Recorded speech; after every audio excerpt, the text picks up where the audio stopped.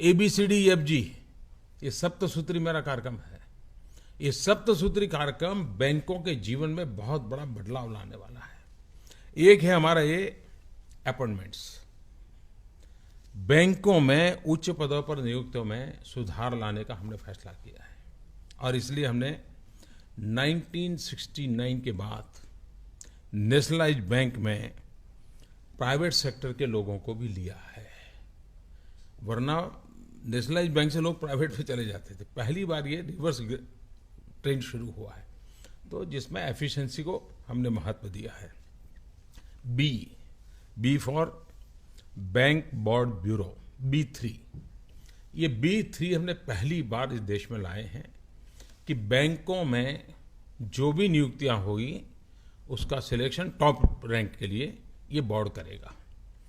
Politically मुझे पसंद आया, उसको मैं एक डायरेक्टर बना दूं और वो वहाँ बैठ जाए, और फिर बाद में जब लोन देनी हो तो वाया उसी से आ जाए प्रपोजल, और फिर पता चले भाई तो PM का आदमी बोल रहा है, देना ही पड़ेगा।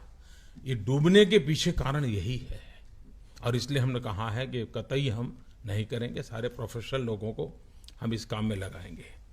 C, capitalisation. पिछले कुछ वर्षों में दिए गए ऋण में बैड लोन्स, उसके कारण संकट आया है। अब रोते बैठने का कोई अर्थ नहीं है, और इसलिए हमने करीब आने वाले कुछ वर्षों में 70,000 करोड़ रुपया बैंक के अंदर डाल करके ये बैड लोन के कारण जो संकट है उसमें से हम बाहर लाने का कार्यक्रम कर रहे हैं। D, distress of assets. कुछ क्षेत्रों में जहां यह समस्या गंभीर है, हमने इंपोर्ट ड्यूटीज बढ़ाने का डोमेस्टिक प्रोड्यूसर को सहारा दिया है।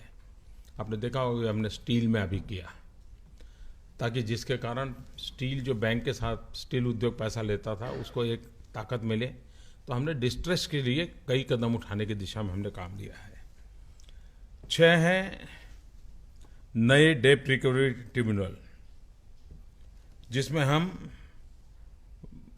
बैड लोन्स रिकवरी इन सारे कामों को, मैंने कहा ऐसे जैसे पावर सेक्टर, हम बहुत तेज गति से निर्णय पर जा रहे हैं।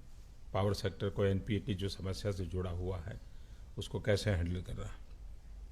E, empower. एम्पावर का मेरा सीधा मतलब था, जब मैं पुणे में गया था इस मीटिंग में, तब मैंने कहा था जीरो इंटरफियरेंस।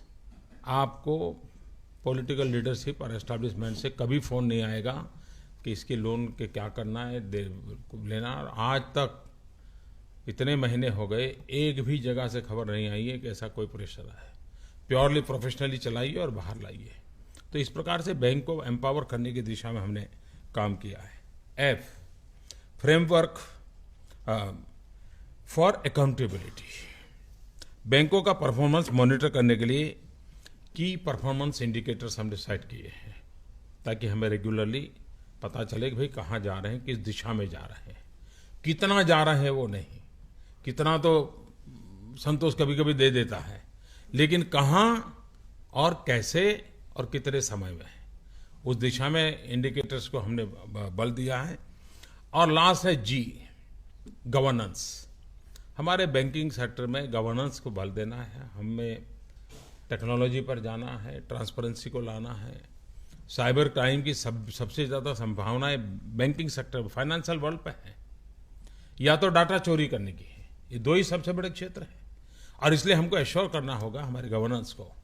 तो ऐसे सप्तसूत्री, ये हमारी योजना के द्वारा इन 7 पिलर पर पूरा बैंकिंग सेक्टर को ताकत कैसे मिले,